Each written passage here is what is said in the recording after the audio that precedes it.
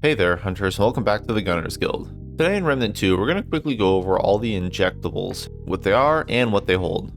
I know most of the item information is already out there, but I want to have some video guides to help players find things, and so everyone new coming into Remnant, maybe in the future, have a place to locate missing items. If you're unaware of how the injectable systems work, basically every dungeon you enter besides the select few have exactly one injectable in them. An injectable is an addition to the dungeon that adds a little bit to its randomness and provides extra items. Each tile set has 3 randomized options for the injectable, and you can only roll an injectable once per generated biome. But with that out of the way, let's just dive in. Now in this video, we're going to go over the Narude injectables. Like all biomes, Narude has 3 different tile sets which correspond to different possible injectables. Narude has the facility areas, the infested facility areas, and the towers. Now, what I call the facility and the infested facility areas look very similar. It's probably easier just to call them underground, because the only real difference is that some of the infested areas tend to have the aliens in them. Now, honestly, I think both of these tile sets can have the exact same set of injectables, so all 6 can occur in any of these. I may be wrong about that, but we're going to go under that assumptions, so let's just continue on. So the first tile set we're going to cover is these facility areas, both the underground clean one and the underground infested areas. So our first injectable here is cable management. The sign for this injectable is a door that has no power in the middle of the zone. You can look into it and see the item on the floor, and then nearby you should be able to find a pile of debris that you can break to open up the maintenance shaft. Once you can follow and crouch this path, go up the stairs and go to the right, and you'll see the rerouting cable on the corner. Then continue back around and get to the drop point, but don't actually drop through it. Stop and look through the wall into the room, and you'll see a little shock container between the broken cable. Shoot the container, and that's going to cause the electricity to arc between the cable pieces, and that will provide power to the door. Now you can drop down out of the vent, go through the door, and collect the blackout ring. The next injectable is tank storage. Here you have a pretty obvious door with a lot of red lights around it. You will need a key to this door, which will spawn in the same zone somewhere. Just go find the quest item key and then come back and open up the door. Here you will find some robots as well as an aberration. Kill the aberration and you'll get the disengage mutator.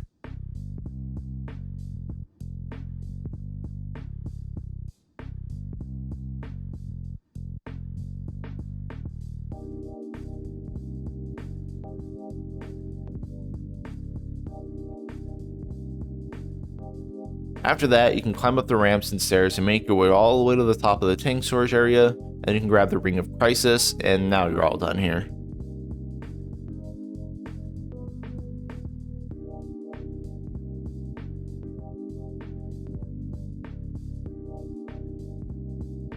From tank storage, we're going to go to the robot storage injectable. This is another super obvious area because you're going to end up in a round ring with a lot of robots being held up. You can climb the ladder, then head down the hallway full of locked doors and robots. Do note that there is a ring on the first door to your left here, keep note of that. Continue on and get to the center robot storage area where you will spawn the WD-109 aberration. Before you kill this aberration though, you're going to have to run back to that door at the beginning, because these doors only open during this aberration fight. So you can run over here, open the door, which is going to spawn a robot, so kill that, and then grab the excess coil ring, and then you can go back and finish off the aberration and get the transpose mutator.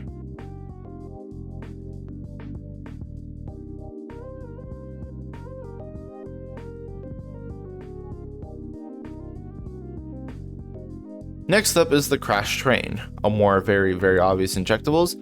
There will be a random crash train in your area that looks very out of place because it kind of is. There are a few random robots in here, but nothing too threatening. Just get through the area of the train cars, and then you're going to come out, you're going to see this rather ominous opening with a purple in the middle.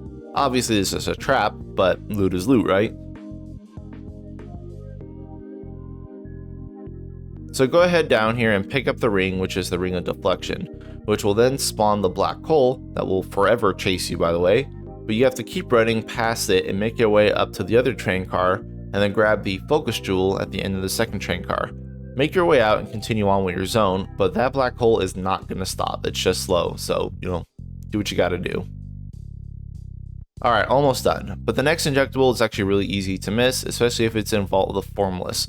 This is the Claw injectable, and it's small, and it's just a little open area with some rickety broken bridges and railings.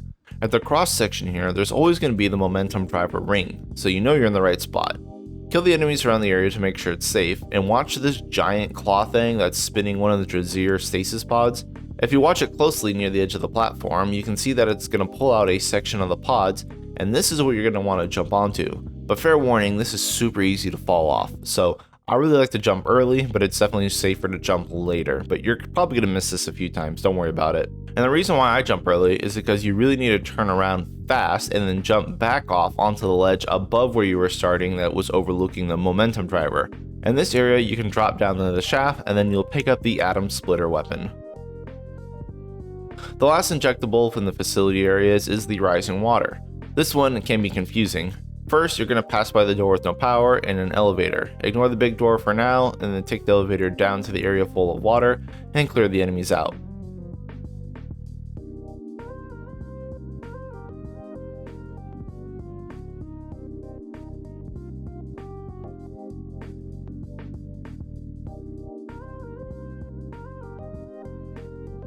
Then climb the ladders and get back to the top.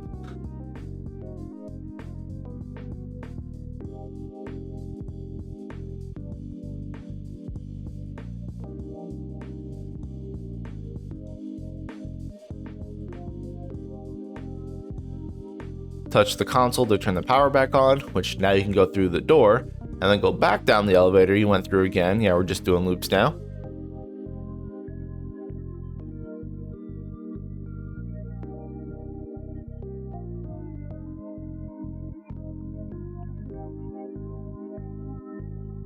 And then this big door is going to be open. Go through it, which will seal behind you, and then now you're going to be in this big shaft with a lot of ladders to climb and areas to vault over. As you're climbing the ladder, the lights will kick on, and now you're timed as it starts the flood.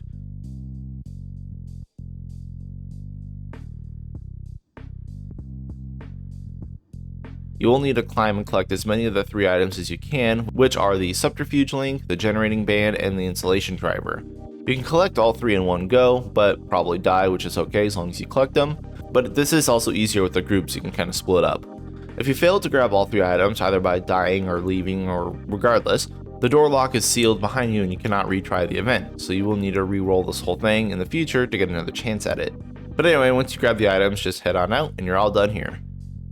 And that's all for the facility injectables.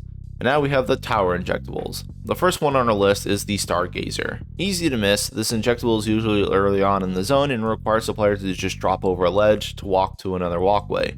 This is literally simple, just walk over here to the elevator, which will take you up to the Seeker statue, and then burn the Stargazer sitting right there. Simple injectable, but very easy to miss.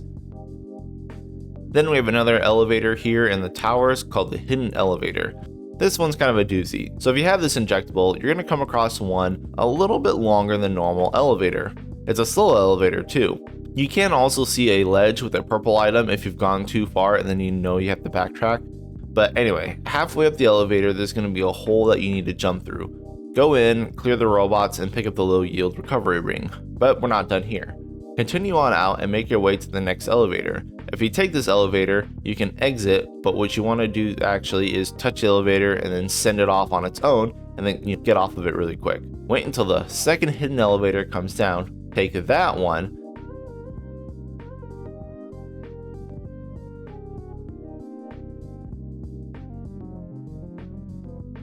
and this is going to take you over to the ledge that was overhanging with the purple item, which is the propulsion loop. Grab that and then jump off the ledge, and then you can continue on with your zone. I know it's kind of confusing, I guess, but that's all for the hidden elevator. Lastly, in the towers, we have the red hole. App name, trust me.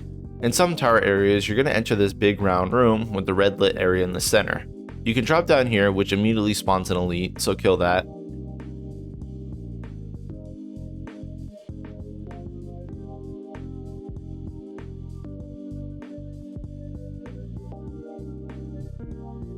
And then fall down the holes around the perimeter and make your way down to the bottom where you can grab the constant variable ring.